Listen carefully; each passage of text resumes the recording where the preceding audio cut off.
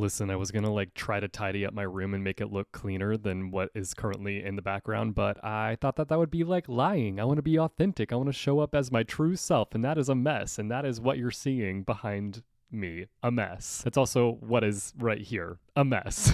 Hey, hi, hello, welcome back to my channel. I'm Jesse, and today I'm bringing you another episode of, I almost just said welcome back to another episode of Epic Adaptations, which is my series over on the Epic Reads channel, but we are on the Jesse the Reader channel today. Hey, hi, hello, welcome back to my channel. I'm Jesse, and today I'm bringing you another Books Before Bed, the series on my channel where we get in bed, get comfy, get cozy, and talk all things books before bed. Welcome to Books Before Bed. Yeah, that's the unofficial jingle. I hope you enjoyed whatever that was. We're going to be real chit-chatty today. I've got a list of things to talk about today, so let's get into it. First up, I want to talk about my first few DNFs of the year. I've always had a hard time giving up on books because I've always known that there is a chance that when I reach the end that I will get the full picture of the book and I will understand why things were done in the way that they were done. And so a lot of times I will just like struggle my way through a book and then reach the end and be disappointed that I stuck around with it. But I'm trying to like change my habits and trying to realize that my time is precious. I don't need to waste my time on books that are just not doing it for me. So I've come across two books so far this year. One that I was like really trying to convince myself to push through and reach the end. And the other one I knew pretty quickly that it just was not going to be for me. So let's talk about them. First up is 1,000 Steps Into Night by Tracy Chee. This is a book that I have been wanting to read for a few years now. It made it on my list of most anticipated reads for the year of 2022. And I picked it up and never got around to it. I finally decided to pick it up this year. I'm doing like a lot of video concept focused TBRs, secret TBRs, if you will, this year, video experiment TBRs, but I also want to be reading books outside of those concept videos because those videos are very like strict TBRs and they're not necessarily books that I would pick out for myself normally, but that's why I like doing those videos because it pushes me to read things outside of what I normally read. But outside of those videos and outside of those TBRs, I've been really wanting to make sure that I read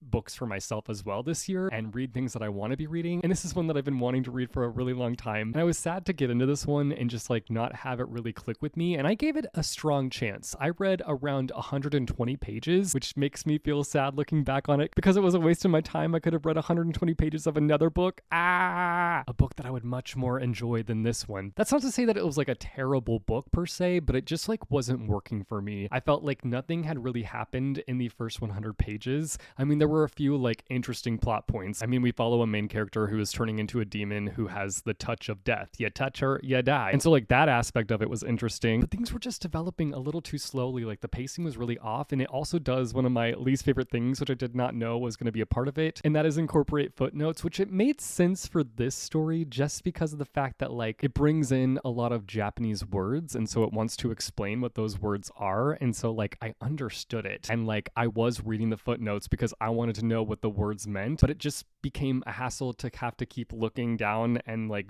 I just can't stand footnotes. I can't do it.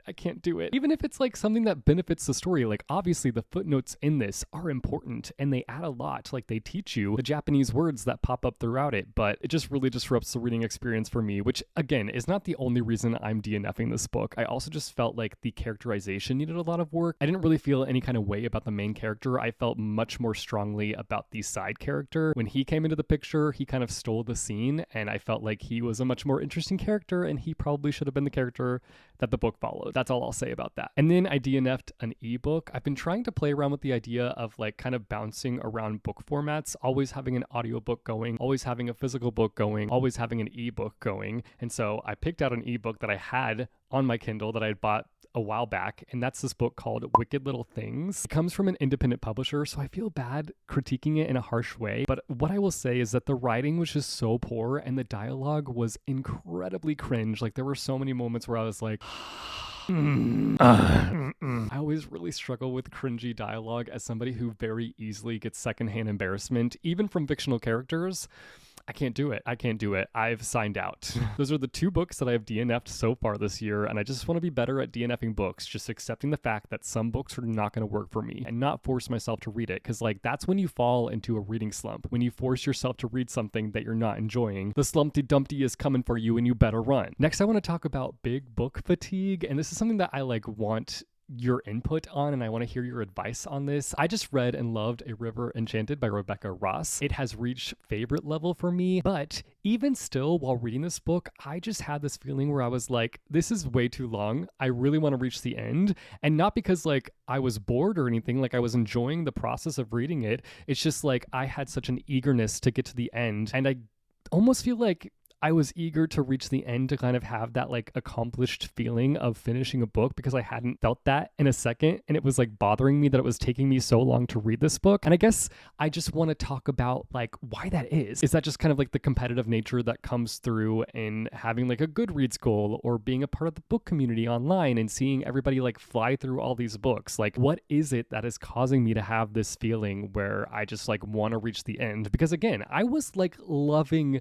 A River Enchanted. It's a new favorite book. Why am I having this feeling where I'm just like, I want this to be over? But also, is it bad to have that feeling? Like, does that ruin the experience at all? And I feel like that feeling that I have while reading long books is what causes me to avoid long books. And even leaving this book, I still feel like this book's length is the appropriate amount to tell this story. Like, it made sense to have it be as long as it is. And it's not even like that long. Like, I'm saying it's a long book when realistically it's only 464 pages, which is not that long of a book. I know that there are books way longer than this one, but I just realized that I was having that feeling when I was reading that book, and it surprised me because I was loving it so much. Why is the length of it bothering me so much? And I wanted to talk it out with you guys and hear your input, hear your feedback. Do you have moments like that when you're reading long books? Like, you're enjoying it, but you have this feeling where you're just like, I'm enjoying it, but I still would really like to reach the end. And I don't want to be a long book hater. I don't want to be somebody that's like afraid to tackle books that are 500 pages and on. Like, I have a lot of books that are that length. And again, I don't really know what's behind this. I don't know if I've gotten used to a certain book length, and anything beyond that I struggle with. And because those 350 page books are so short and easy to get through, does that make it more challenging for me when I read books that are longer? I don't know. I don't know the details. I just wanted to like open up the discussion to talk about this because I need tips on how to tackle long books and how to stay motivated when I'm in it. Because I feel like I oftentimes lose my motivation. And I'm sick of losing the motivation. I want to stick in it. I want to fight the fight. I want to reach the end. And I want to not have that feeling where I'm like, I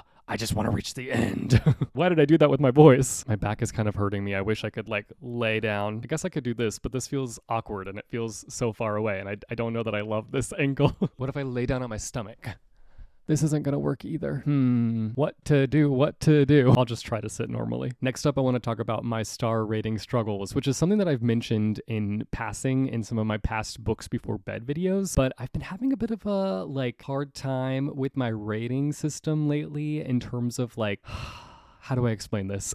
I've never given a book a 1-star rating, and I realized recently that a lot of my 2-star ratings are just cover-up 1-star ratings, and that's bothering me a little bit. My 5-star ratings are obviously for books that I love. 4-star ratings are for books that are really good. There were just a few things that irked me. 3-star rating for me is just when I feel fine about a book, but I would still recommend it. And 2 stars for me are, I hated this book, I don't recommend it. I just feel like the balance for my rating system is so off. I don't know if I should like start giving 1-star ratings, but I was talking to somebody today literally about my rating system and my struggles with it, and they were saying that like they don't normally give 1-star ratings because typically their 1-star books are the books that they would DNF. Like, if they were to finish those books that they feel like they're going to DNF, then they would give that book a 1 star, which makes a lot of sense. This is also just why I hate the star rating in general too, because like obviously everybody approaches their star ratings in such different ways, and the different levels of stars means so many different things to different people. And there for a while I didn't even give star ratings. I felt like star ratings was not truly a very good indicator as to how I truthfully felt about a book. And that's because everybody feels differently about the different star ratings. Like, to me, I don't think a 3-star rating is bad, but to some people, a 3-star rating is bad. Like, I would still recommend a 3-star book, but there are some people who would never recommend a 3-star book. I also just feel like in general, people rely on star ratings to be enough to share how they feel about a book. Like, just saying that your rating for a book is 3 stars tells me nothing. Like, how did it make you feel? What about it makes it a 3-star rating? Give me more thoughts. Share with the class. I'm begging you. I hate the star rating system. Anyway, what do you guys think about the star rating system? I'm curious. I just feel like in general, I'm the type of person that needs more information, and I don't like when people are just like, oh, I gave that book a 4 out of 5 stars. Okay, but what does that mean? Like, tell me more, bestie. I want to hear your thoughts. I don't care about the rating itself necessarily. Like, what about it worked for you? What about it didn't work for you? Give me the deets. Give me the receipts. The next thing that I want to talk about is is the fact that I'm in my library rat era. I went to the library yesterday and I had so much fun and I checked out quite a few books. So I'm going to do a little bit of a library haul. The first one I got, I actually have already read, and that is The Famous Magician. I read it earlier today. It was only 60 pages, so it was easy to get through. I had never heard of this book before, but I picked it up off the shelf and I read this line and I needed it immediately. It said, an author is offered a devil's bargain. Will he give up reading and writing books in exchange for total world domination? Like, hello. And I gave it a 2 out of 5 stars.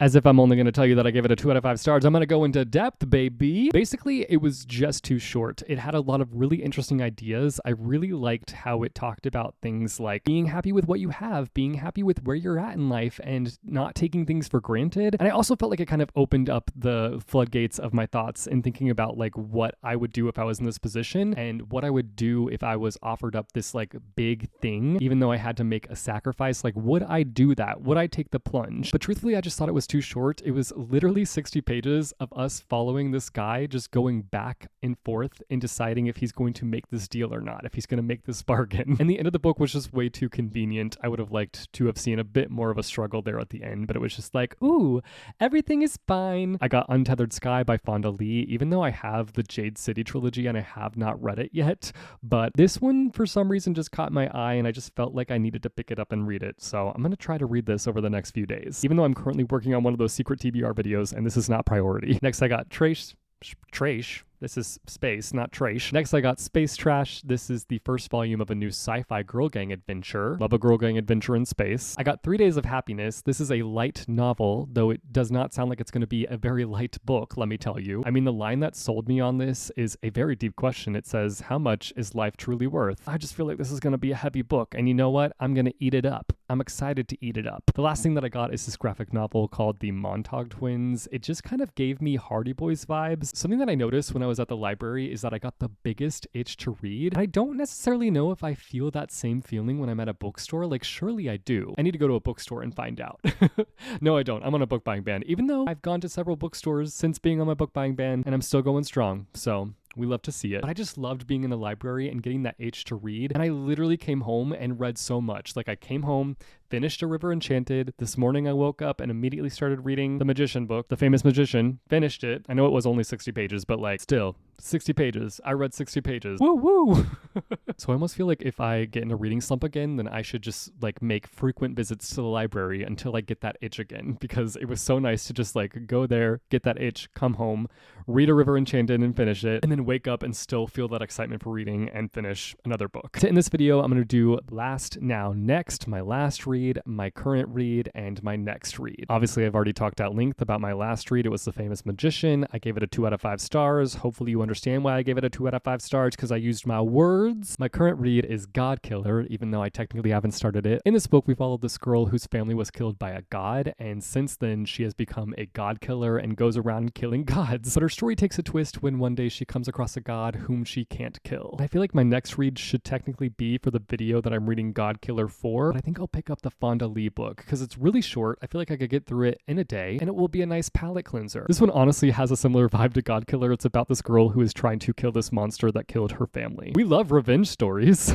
That is it for this episode of Books Before Bed. I hope that you guys enjoyed it. I feel like this was me just like opening up the floor to a lot of discussions, not really having the answer to these discussions and not really having a full opinion truthfully on some of these, but I think it's just some things that have been on my mind lately and I just wanted to get them off my chest into your arms and hear your guys' thoughts. So share all your thoughts with me down below in the comments. Also let me know down below in the comments what you're currently reading. I want to hear from you guys. If you like this video, be sure to go and hit that like button. If you want to see more bookish content from me, be sure to go and hit subscribe or go and hit that bell icon and you'll be notified every time I post new videos. As always, thank you guys so much for watching. I hope your day is bright, that tomorrow is brighter. Keep reading what your heart desires and I will see you soon with a new video. Bye, yo. It's gonna be so hard to get off screen, but I'm gonna do it. We're trying. I'm off screen. I did it. Meow.